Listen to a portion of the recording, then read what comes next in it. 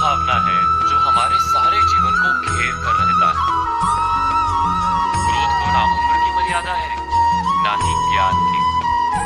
कब, कहां और किस कारण से क्रोध पैदा हो जाए वो कोई नहीं जानता। और जब क्रोध जन्म लेता है तो तुरंत ही विचार करने की शक्ति खो जाती है। बुद्धि पर अंधकार छा जाता है। वर्षों के संबंध पल भर में टूट जाते हैं। सारा जीवन बिखर जाता है। किसी भी कारागार में जाकर देखिए, अधिकतर अपराधी क्षण भर के क्रोध का दंड भोगते हुए दिखाई देंगे, पर फिर भी हम क्रोध पर अंकुश नहीं लगा पाते। बार बार हम क्रोध ना करने का प्रण तो लेते हैं, पर बार बार हमसे क्रोध हो जाता है। ये क्रोध वास्तव में क्या है, क्यों जन्मता है और क्यों अंकुश में नहीं रहता?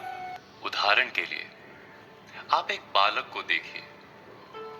उसे किसी वस्तु की इच्छा होती है और उस समय अगर उसे वो नहीं मिलती या कोई उसे भयभीत करता है तो वो प्रतिक्रिया देता है। बालक की प्रतिक्रिया क्रोध है, क्योंकि बालक निर्बल है, निसहाय है।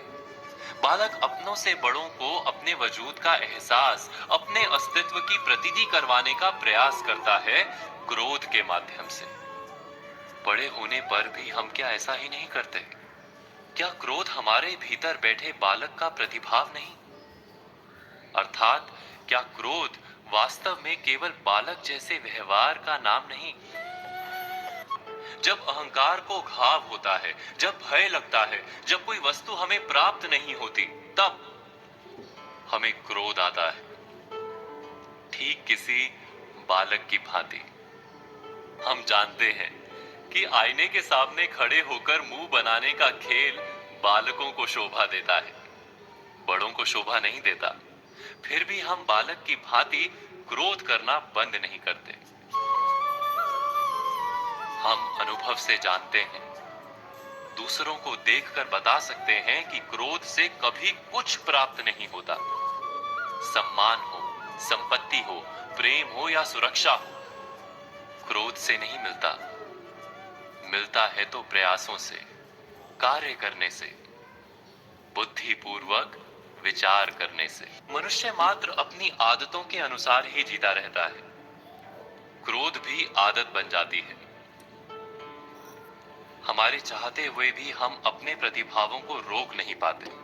हम स्वयं को बड़े या पुख्ता मानते हैं, पर थोड़ा सा कारण मिलते ही हमारे भीतर का बालक क्रोध कर बैठता है।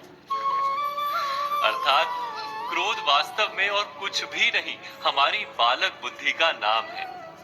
जैसे ही हम इतना स्मरण में रखें कि हम बालक नहीं, बालक जैसा व्यवहार हमें शोभा नहीं देता, वैसे ही क्रोध स्वयं ही बंद हो जाता है।